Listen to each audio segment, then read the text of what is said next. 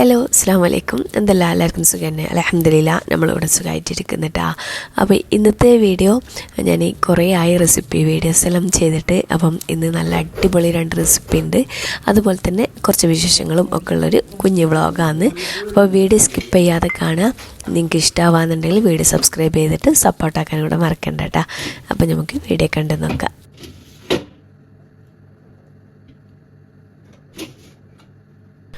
Video എടുക്കാൻ തുടങ്ങിയിട്ട് ഒരു 11:30 ആ ഒരു ടൈമെല്ലാം ആയിട്ടുണ്ട്. അപ്പം ഞാൻ ഇറച്ചിയെല്ലാം പുറത്ത് വെച്ചിട്ട് തന്നെ വെള്ളത്തിലിട്ടിട്ട് അങ്ങനെ പോയതാണ് കേട്ടോ, തണുപ്പ് പോകാൻ വേണ്ടിയിട്ട്. പിന്നെയാണ് ഫ്രഷ് ആവലെല്ലാം കഴിഞ്ഞത്. ഞാനിപ്പോൾ വെച്ച എന്താണെന്നറിയും, ചെടിയാന്ന് കേട്ടോ. ഞാൻ നാട്ടിൽ നിന്ന് കൊണ്ടുവന്നതായിരുന്നു. ഇപ്പം നാട്ടിൽ നിന്ന് കൊണ്ടുവന്ന് ഇപ്രാവശ്യം വരുമ്പോൾ കൊണ്ടുവന്നിട്ടില്ല കേട്ടോ, അതിൻ്റെ മുന്നേ വരുമ്പോൾ കൊണ്ടുവന്നതാണ്. അപ്പോൾ ഞാൻ പറയില്ല, ഞാൻ കുറേ വട്ടം നാട്ടിൽ പോയി വന്നു. അങ്ങനെ നാട്ടിലേക്ക് അപ്പന്നെ പോവും. അങ്ങനെ എന്തെങ്കിലുമൊക്കെ ആയിട്ട് പോകുമ്പോൾ തന്നെ ഞാൻ ചെടി കൊണ്ടുവരും. അതൊന്ന് റെഡി ആയിട്ട് വരുമ്പോൾ പിന്നെ നാട്ടിലേക്ക് പോകും. പിന്നെ അത് ഉണങ്ങും. അങ്ങനെ എന്നിട്ട് അപ്പം ഞാൻ എന്താക്കി, കിച്ചണിൻ്റെ ജനവാതിലിൽ അവിടെ 2 ചെടി വെച്ചിട്ടുണ്ടായിരുന്നു. അത് ഉണങ്ങിയിട്ടില്ല കേട്ടോ. അപ്പോൾ അതിന് കുറച്ച് വെള്ളം ഒഴിച്ച് കൊടുത്തതാണ് മറക്കാതെ. പിന്നെ ഞാൻ ഇറച്ചി നല്ലോണം കഴുകിയിട്ട് അവിടെ വെള്ളം ഊറ്റാൻ വേണ്ടിയിട്ട് വെച്ചിട്ടുണ്ട്. ഇന്ന് നല്ലൊരു ചോറാക്കുന്നുണ്ട് കേട്ടോ, ഇറച്ചി വെച്ചിട്ട് അതിനെ കാണിക്കാം. പിന്നെ ഇന്ന് ബറാത്തായിട്ട് ഒരു മധുരം ഉണ്ടാക്കുന്നുണ്ട് കേട്ടോ. അത് കുറേ ആൾക്കാർക്കെല്ലാം ബാച്ചിലേഴ്സ് എല്ലാം കുറേ ഉള്ളതാണ്. അപ്പോൾ അവർക്കെല്ലാം കൊടുക്കാനെല്ലാം ഉണ്ട്. അപ്പോൾ കുറച്ച് കൂടുതൽ തന്നെ ആക്കുന്നുണ്ട്.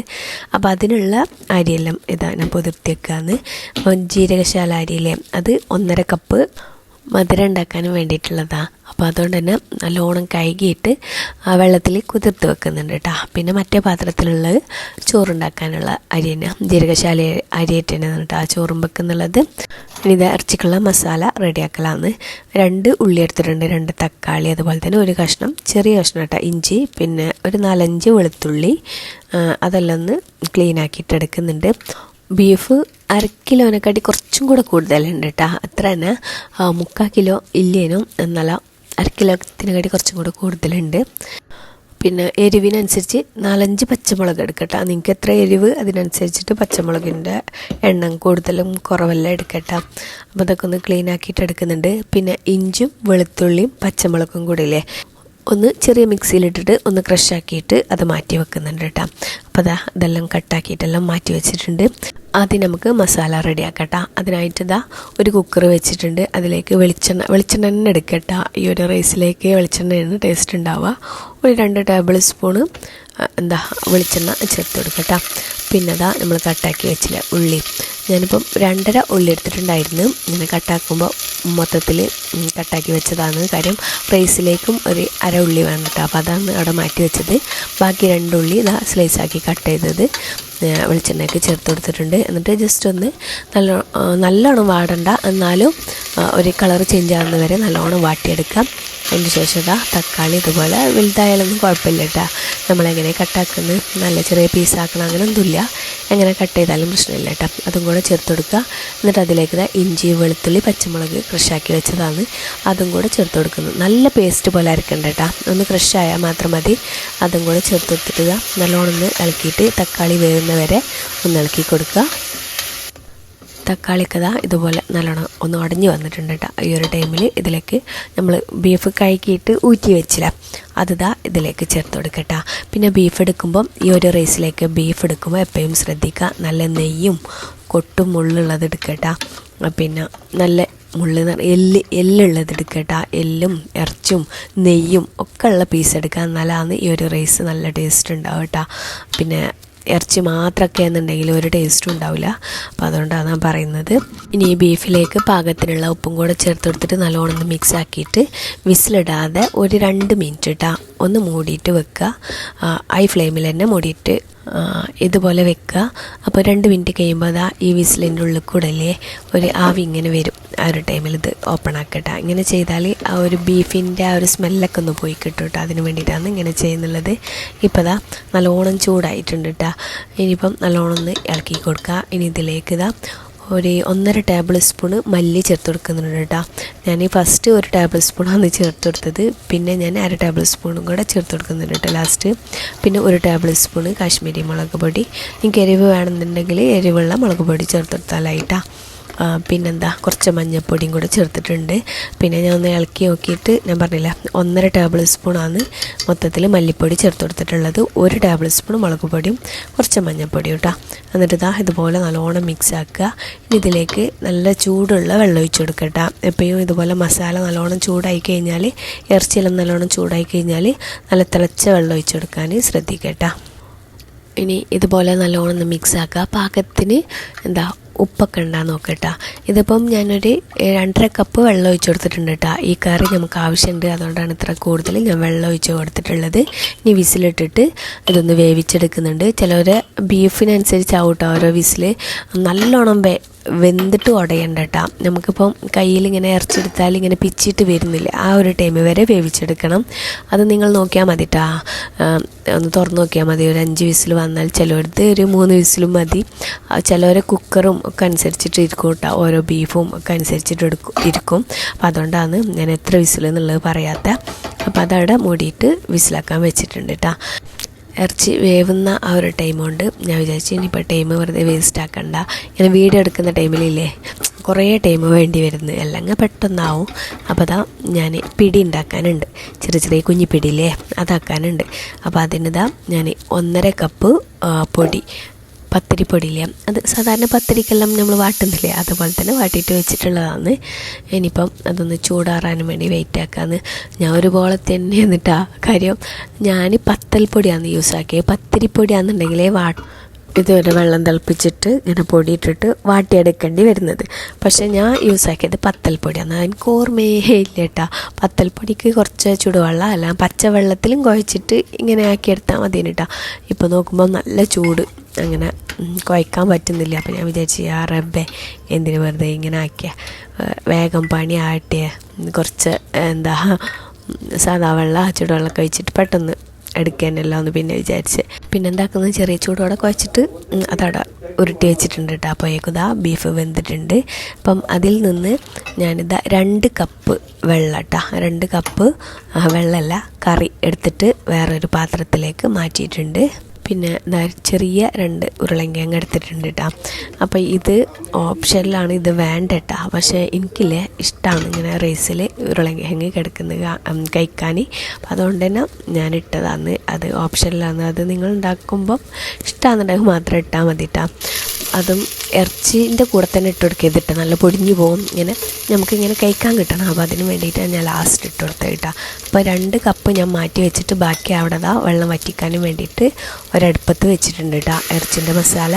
പിന്നെ ഇനി റൈസ് ഉണ്ടാക്കാൻ തുടങ്ങാം. അതിനായിട്ട് ഒരു പോട്ട് വെച്ചിട്ടുണ്ട്. അതിലേക്ക് ഞാൻ 1 ടേബിൾ സ്പൂണ് നെയ്യ് ചേർത്ത് കൊടുത്തിട്ടുണ്ട്. പിന്നെ ഒരു 1/2 ഉള്ളി കട്ട് ചെയ്ത് അതും ചേർത്ത് കൊടുത്ത്, പിന്നെ ഗ്രാമ്പൂ, പട്ട, ഏലക്ക, പിന്നെ അങ്ങനത്തെ എല്ലാം ചേർത്ത് കൊടുത്തിട്ടുണ്ട് കേട്ടോ. എന്നിട്ടൊന്ന് പൊട്ടി വരുമ്പം അതിലേക്ക് നമ്മൾ മാറ്റി വെച്ചില്ലേനോ 2 കപ്പ് കറി, അത് ഞാൻ അരിപ്പിയിലൂടെ ഒഴിച്ചു കൊടുത്തിട്ടുണ്ട് കേട്ടോ. ആ ഒരു ഉള്ളിയും തക്കാളിയൊന്നും കൊടുങ്ങണ്ടെന്ന് വിചാരിച്ചിട്ടാണ് ഞാൻ അരിപ്പ വെച്ചിട്ട്, എന്നിട്ട് ബാക്കിയുള്ള ഉള്ളിയും തക്കാളിയും വന്നത് ആ ഒരു ഇറച്ചിയിലേക്ക് തന്നെ ചേർത്ത് കൊടുത്തിട്ടുണ്ട് കേട്ടോ. എന്നിട്ട് ബാക്കിയുള്ള വെള്ളം കൂടെ ചേർത്ത് കൊടുത്തിട്ടുണ്ട്.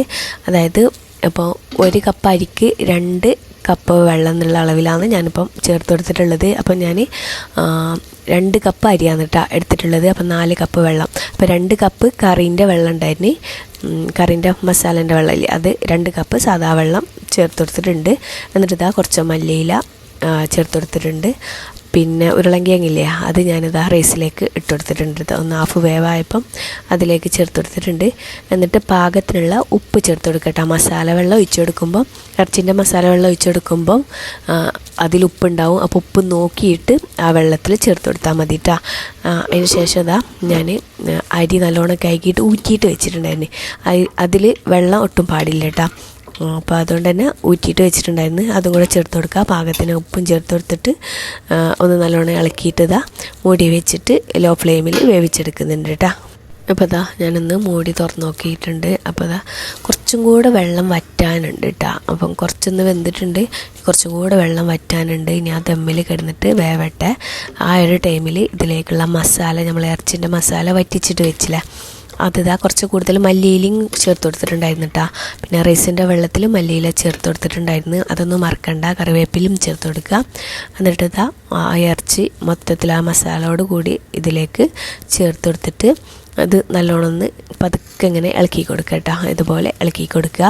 എന്നിട്ട് ലോ ഫ്ലെയിമിൽ, അതായത് തീ നല്ലോണം ചെറിയ അടുപ്പുണ്ടെങ്കിലും അതിൽ തീ നല്ലോണം കുറച്ച് വെച്ചിട്ട് ഒരു 5 മിനിറ്റ് അങ്ങനെ ദമ്മിട്ട് കൊടുത്താൽ മതിട്ടോ, മൂടി വെച്ചിട്ട്. പിന്നെ 5 മിനിറ്റ് കഴിഞ്ഞതിന് ശേഷം തീ ഓഫാക്കണം. അതിന് ശേഷം ഒരു 10 മിനിറ്റ് കഴിഞ്ഞതിന് ശേഷം ഓപ്പൺ ആക്കിയാൽ മതിട്ടോ. അപ്പോൾ നല്ല കറക്റ്റായിട്ട് വെള്ളമെല്ലാം വറ്റി നല്ല ടേസ്റ്റാണ്. ഈ ഒരു ഇറച്ചിച്ചോറിലേക്കില്ല നല്ല ചമ്മന്തി എല്ലാം വേണം കേട്ടോ, എരിയുള്ള. പക്ഷെ എനിക്ക് ടൈമില്ല, ഞാൻ പറഞ്ഞില്ല മധുരം ഉണ്ടാക്കാനുണ്ടെന്ന്. അപ്പോൾ അതുകൊണ്ട് തന്നെ ഞാനിങ്ങനെ ബിസിയുള്ള ടൈമിലില്ല ചെമ്മീൻ വെച്ചിട്ടും ബീഫ് വെച്ചിട്ടും ചിക്കനെല്ലാം വെച്ചിട്ട് ഇതുപോലെ പെട്ടെന്ന് ഉണ്ടാക്കാൻ പറ്റുന്ന റൈസാട്ടാ ഉണ്ടാക്കൽ. അപ്പോൾ അതിലേക്ക് ഞാൻ തൈരും ഒലിവ് കായും എടുത്തിട്ടുണ്ട് കേട്ടോ. ഇനി ടേബിൾ സെറ്റാക്കിയിട്ടുണ്ട്. ഇനി വേഗം ഫുഡ് കഴിക്കട്ടെ. അപ്പോൾ നല്ല അടിപൊളി ഇറച്ചിച്ചോറാണ് കേട്ടോ, ബീഫേറ്റ്. അപ്പോൾ ഇതുവരെ ഇതുപോലെ ഉണ്ടാക്കിയിട്ടില്ലെങ്കിൽ എന്തായാലും ഒന്ന് ഉണ്ടാക്കി നോക്കി, നല്ല അടിപൊളിയാണ്. ഞാൻ നേരത്തെ പറഞ്ഞ പോലെ നമുക്ക് എന്തെങ്കിലും കൂടുതൽ ക്ലീനിങ്ങും ഒക്കെ ഉള്ള ദിവസം പെട്ടെന്ന് ചിക്കനോ ബീഫൊക്കെ ഉണ്ടെന്നുണ്ടെങ്കിൽ, ചെമ്മീനൊക്കെ ഉണ്ട്, പെട്ടെന്ന് ഉണ്ടാക്കാൻ പറ്റുന്ന ഒരു റൈസാണ് കേട്ടോ. പിന്നെ അതിലേക്ക് വേറെ കറിയൊന്നും നോക്കണ്ടല്ലോ. അപ്പോൾ ഞാൻ ഇതുപോലെയായിട്ട് ഉണ്ടാക്കൽ. എന്തെങ്കിലും എനിക്ക് കൂടുതൽ പണി, അതായത് ഈവനിങ്ങിനെല്ലാം ഗസ്റ്റ് വരിക അല്ലാന്നുണ്ടെങ്കിൽ വേറെ എന്തെങ്കിലുമൊക്കെ പണി ഉണ്ടെന്നുണ്ടെങ്കിൽ ഞാൻ പെട്ടെന്ന് ഉണ്ടാക്കും ഈ ഒരു റൈസാണ് കേട്ടോ. ഇത് ഞാൻ പറഞ്ഞില്ല, ചിക്കൻ വെച്ചിട്ടും ചെമ്മീൻ വെച്ചിട്ടും ചിലപ്പോൾ തക്കാളി ചോറും ഒക്കെ ഉണ്ടാക്കും. അതിലേക്ക് മുട്ട വേവിച്ചിട്ട് അങ്ങനെയുള്ള എന്തെങ്കിലുമൊക്കെ തട്ടിക്കൂട്ടും കേട്ടോ. അപ്പോൾ ഇത് അടിപൊളിയാണ് കേട്ടോ. എന്തായാലും നിങ്ങൾ ഉണ്ടാക്കി നോക്കിയില്ലെങ്കിൽ ഈ ഇറച്ചി ചോറ് ഉണ്ടാക്കി നോക്കുക, ഫീഡ്ബാക്ക് അറിയിക്കാനും കൂടെ മറക്കരുത് കേട്ടോ. ഇനി നമ്മൾ വേഗം ഫുഡ് കഴിക്കട്ടെ.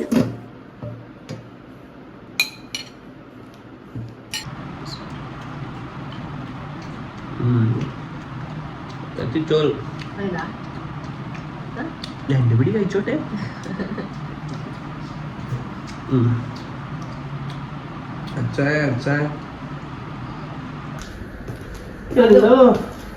ഒരു പണിയുണ്ട്.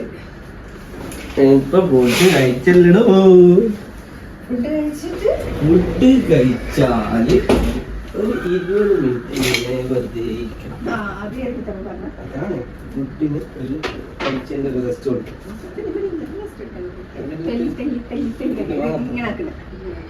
ഇങ്ങനെ ആക്കിട്ട് ഇങ്ങനെ വിടാം അല്ലേ?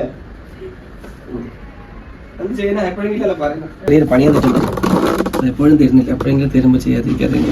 പക്ഷെ ഇപ്പൊ ഫുഡ് കഴിച്ച സ്ഥിതിക്ക് ഒരു 10-20 മിനിറ്റ് റെസ്റ്റ് എടുക്കണം എന്ന് വിചാരിച്ചത്. അപ്പൊ ഓള് പറഞ്ഞു എന്താക്കണ്ടി ഇപ്പൊ അപ്പുറം വെക്കണം. ഇത് പോയില്ല, വെള്ളമല്ല. കുറച്ചെടുക്കാം, ഇങ്ങനെ ആക്കണം. ഇതുപോലെ ഇങ്ങനെ ആക്കിയിട്ടിടാം. നമ്മളെന്ത് ചെയ്യാ, ഇങ്ങനെ ആക്കണം അല്ലേ? ഇങ്ങനെ ആക്കിട്ട് ഇങ്ങനെ ആക്കി വിടാം നമുക്ക് പുറത്തേക്ക്. ഇങ്ങനെ മറ്റേത് അന്ന് കളിച്ചോണ്ട് നമുക്ക് ഒരു ഫാനില്ലേ, പമ്പരം അന്ന് മിഠായിന്റെ കൂടെ കിട്ടുന്ന ഒരു ഫാൻ ഉണ്ടായിരുന്നു. ഇങ്ങനെ തിരിച്ച് ഇങ്ങനെ വിടാം. അപ്പൊ അതിങ്ങനെ കറങ്ങി. പക്ഷെ ഇത് കറങ്ങുമെന്ന് അറിയില്ല. ഇതെന്താ ഇങ്ങനെ ഒത്തിയാ മതിയാ? ബോള് മതി. ഇത് ഇങ്ങനെ ആര് ഇത്ര ചെറുതാ? ഇപ്പൊ ചെറുത്ത് എപ്പോ കിട്ടും? ഇതാണ് കറക്റ്റ്. പണി കിട്ടി മക്കളെ, ഒന്ന് സ്പീഡാക്കാൻ നോക്കിയതാ. അപ്പൊ ഇത് ഇടുന്നില്ല, പക്ഷെ നമ്മൾ ചവിട്ടിപ്പോ, അതുകൊണ്ട് നമ്മളെടുത്ത് ഇത് ഇവിടെ വെക്കും. Okay set.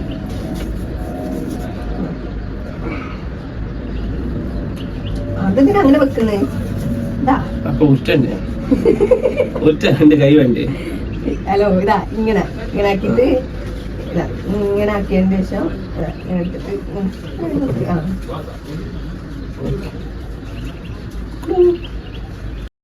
ഇത് പിടി ഉണ്ടാക്കുന്ന 2 കപ്പോളം റൈസ് പൗഡർ ഉണ്ടായിരുന്നല്ലേ. അപ്പം അതുകൊണ്ട് തന്നെ കുറച്ച് കൂടുതൽ തന്നെ ഉണ്ടായിരുന്നു. അപ്പം 2 ആളും കൂടെ ആകുമ്പോൾ അങ്ങനെ സംസാരിച്ചിട്ട് ടൈം പാസ് ആവും ചെയ്യും, പെട്ടെന്ന് തീരും എന്ന് വിചാരിച്ചിട്ട് അങ്ങനെ 2 ആളും കൂടെ ഉരുട്ടിയെടുത്തിട്ടാ ചെറുതാക്കണമല്ലോ. അപ്പോൾ അത് മുഴുവനാക്കിയെടുത്ത് പിന്നെ അപ്പോൾ അത് പോയിട്ടാ. അപ്പം ഫുള്ളായിട്ട് പിടി ഉണ്ടാക്കി കഴിഞ്ഞതിന് ശേഷം ഉണ്ട് അപ്പോൾ അത് പോയിട്ടുള്ളത്. അപ്പോൾ നോക്കുമ്പോൾ അതാ ഉറങ്ങുന്നുണ്ട്, നല്ല കൂർക്കം വലിച്ചിട്ട് ഉറങ്ങുന്നുണ്ട്. ഒരു അരമണിക്കൂർ അത്ര തന്നെ ഒന്ന് റെസ്റ്റ് എടുക്കുന്നത്. പിന്നെ എന്താ ചായ ഗ്രീൻ ടീ ആണ് കേട്ടോ ഉണ്ടാക്കിയ. ഗ്രീൻ ടീ ആസ്വദിച്ച് കുളിക്കാനുള്ള ആ ഒരു ടൈമില്ല കേട്ടോ. അപ്പം വേഗം കിച്ചണിലേക്ക് തന്നെ വന്നിട്ടുണ്ട്. അപ്പോൾ ഇതുപോലെ ചെറുതാക്കിയിട്ട് ഉരുട്ടി വെച്ചിട്ടുണ്ട് കേട്ടോ. ഇങ്ങനെ ഉണ്ടാക്കണം പിടിക്കറി ഉണ്ടാക്കാനായിട്ട്. അപ്പോൾ ഏട്ടാ ടേസ്റ്റ് ഉണ്ടാവുക. ഞാൻ ചെറുതാക്കിയിട്ട് നീളത്തിട്ട് അങ്ങനെ ആക്കിയിട്ടാണ് എൻ്റെ മുല്ലപ്പൂ നൊട്ട് പോലെ അങ്ങനെ ആക്കിയിട്ടുണ്ടായിരുന്നു. അപ്പോൾ ഫാദുവിനത് പെട്ടെന്നാകുന്നില്ല. അപ്പോൾ അതുകൊണ്ട് തന്നെ പിന്നെ ഉരുട്ടിയെടുക്കാന്ന് പറഞ്ഞിട്ട് അങ്ങനെ ഉരുട്ടിയെടുത്ത് പിന്നെ 3 തേങ്ങ എടുക്കുന്നുണ്ട് കേട്ടോ. ഇതിപ്പം 2 തേങ്ങ ഉള്ളൂ. പിന്നെ ഒരു തേങ്ങ ഞാൻ ചേട്ടൻ്റേത് ഫ്രീസിൽ നിന്ന് പുറത്ത് വെച്ചിട്ടുണ്ട് കേട്ടോ. 2 എണ്ണം ഇത് നാട്ടിൽ നിന്ന് കൊണ്ടുവന്നതാണ് തേങ്ങ. അപ്പോൾ ഒന്ന് നമ്മൾ ഇവിടെ നിന്ന് വാങ്ങിച്ചാണ്, ചേട്ടൻ്റേത് തന്നെ വാങ്ങിച്ചത്. അങ്ങനെ 3 തേങ്ങ എടുക്കുന്നുണ്ട് കേട്ടോ. അതിൻ്റെ പാലെടുക്കാൻ വേണ്ടിയിട്ടാണ്. പിന്നെ ഒരു കവറിൽ കാണിച്ചില്ലേ, അത് നേന്ത്രപ്പയാണ് കേട്ടോ. ഒരു 4 നേന്ത്രപ്പായ എടുക്കാം. അപ്പോൾ ഞാൻ നാട്ടിൽ നിന്ന് കൊണ്ടുവന്നതുകൊണ്ട് ഫ്രീസ് ചെയ്തിട്ട് അങ്ങനെ സിബ്ലോ കവറിലാക്കി ഇങ്ങനെ വെച്ചതായിരുന്നു. അത് പുറത്ത് വെച്ച് തണുപ്പെല്ലാം പോയിട്ടാ. പിന്നെ കടലപ്പരിപ്പ് ഒരു 3/4 കപ്പോളം എടുത്തിട്ടുണ്ടായിരുന്നു കേട്ടോ. അതും ഒരു 2 മണിക്കൂറായി വെള്ളത്തിൽ കുതിർത്ത് വെച്ചായിരുന്നു കേട്ടോ. ഞാൻ ഉരുട്ടിയെടുക്കുമ്പോഴാണ് എനിക്ക് ഓർമ്മയത്. അപ്പോൾ വേഗം വന്ന് വെള്ളത്തിലിട്ടതായിരുന്നു.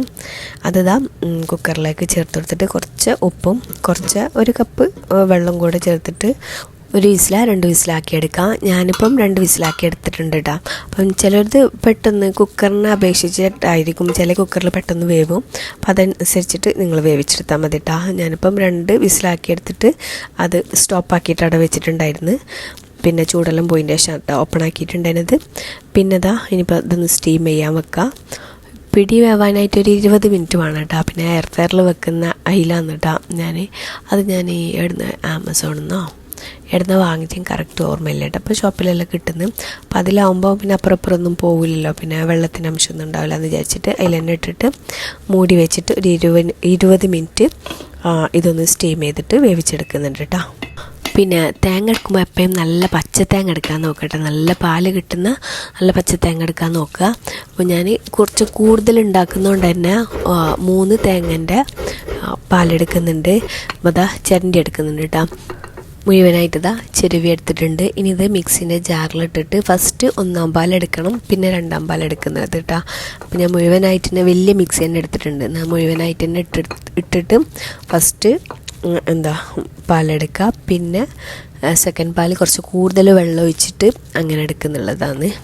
അപ്പോൾ 1-ാം പാലും 2-ാം പാലും വേറെ വെച്ചിട്ടുണ്ട്. രണ്ടും അളന്നെടുത്താണ്.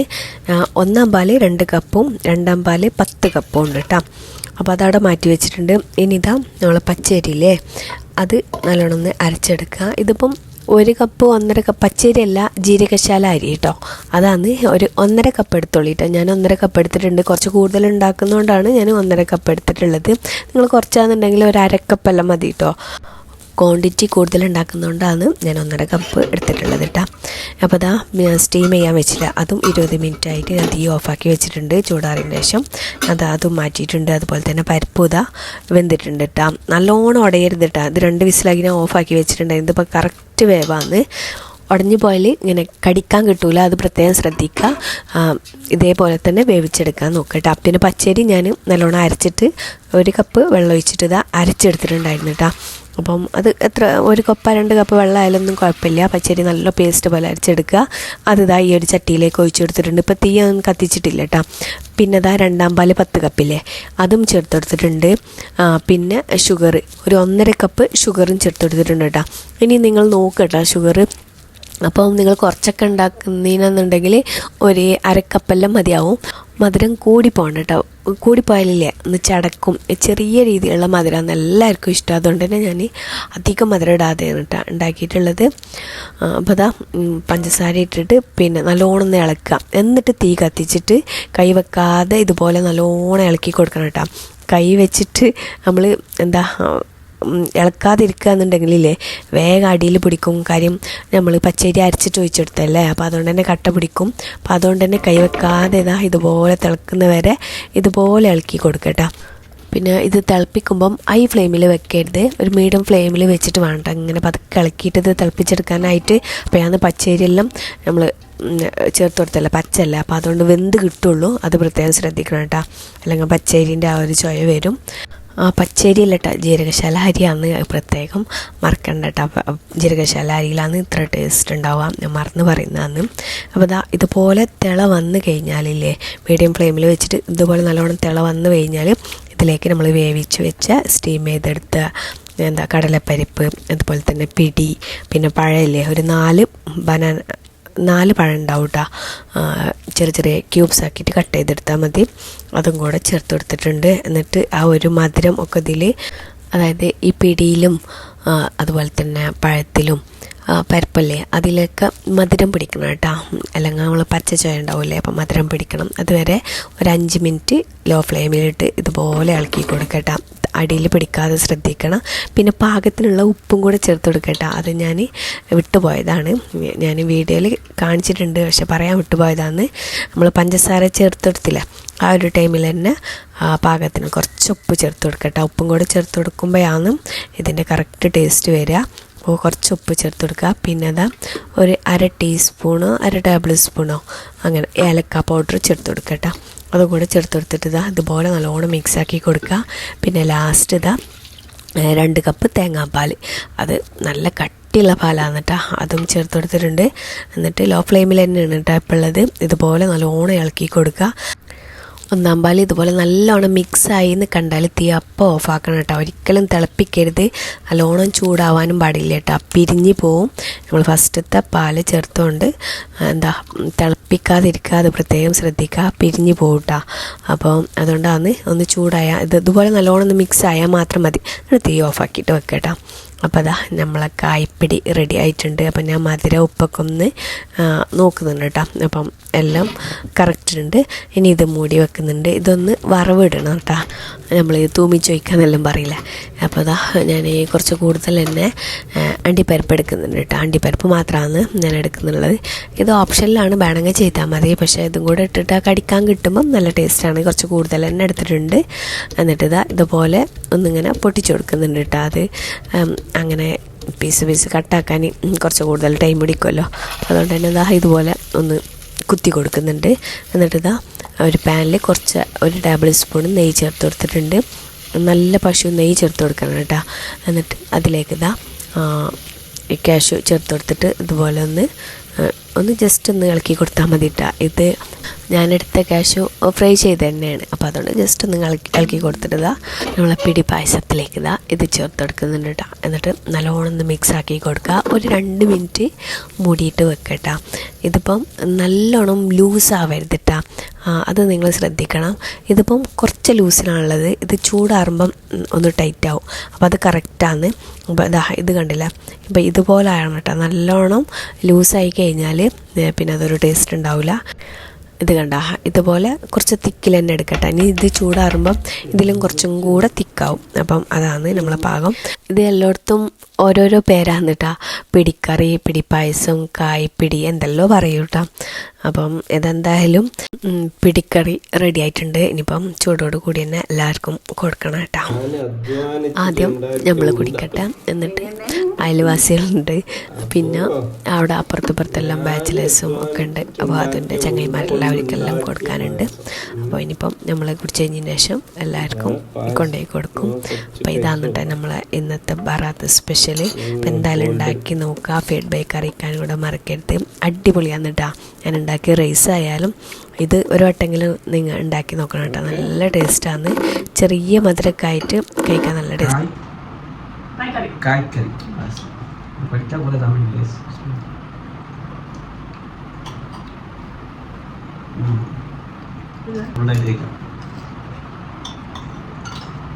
ഒരു 4-5 സ്പൂൺ ശേഷം ഇത്രയൊക്കെയുള്ളൂ ഇന്നത്തെ വീഡിയോ. ഇനിയിപ്പം ഇതെല്ലാം ഒന്ന് ചെറിയ ബോക്സിലാക്കിയിട്ട് കവറിലാക്കിയിട്ട് എല്ലാവർക്കും കൊണ്ടുപോയി കൊടുക്കട്ടെ. അപ്പം ഇൻഷാ അല്ലാഹ് അതിന് അടിപൊളി റെസിപ്പീസും വ്ളോഗ്സും ഒക്കെ ആയിട്ട് വരാം. സ്നാക്സിൻ്റെ റെസിപ്പിയെല്ലാം ചെയ്യാൻ വേണ്ടി പറയുന്നുണ്ട്. ഇൻഷാ അല്ലാഹ് നമ്മൾ കൂടുതലും എണ്ണയില്ലാത്ത റെസിപ്പീസെല്ലാം ചെയ്യാൻ നോക്കാം. അപ്പം ഓക്കെ, ബൈ, താങ്ക് യു.